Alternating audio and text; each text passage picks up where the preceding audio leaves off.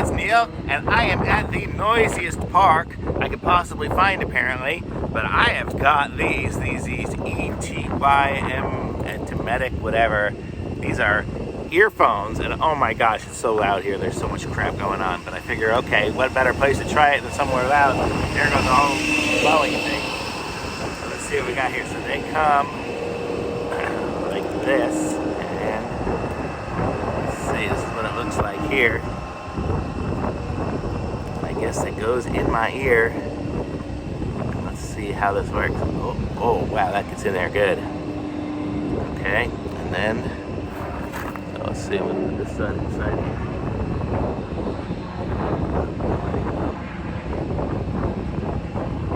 And there we go. So they're in my ears now.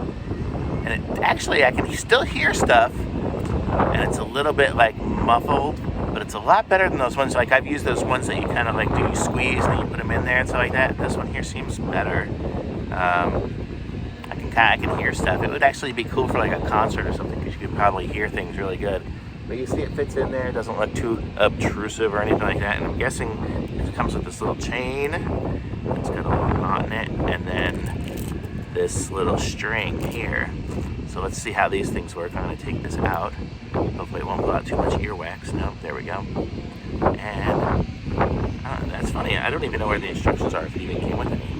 But let's see. So I'm guessing this string would go around it. Let's see if I can pull this out. Oh, I dropped something. Oh, I dropped the earphone. I'll look for it in a second. And here we go. So you just kind of open up the loop a little bit. And then it goes around and tighten it up. So there, so that you won't lose them.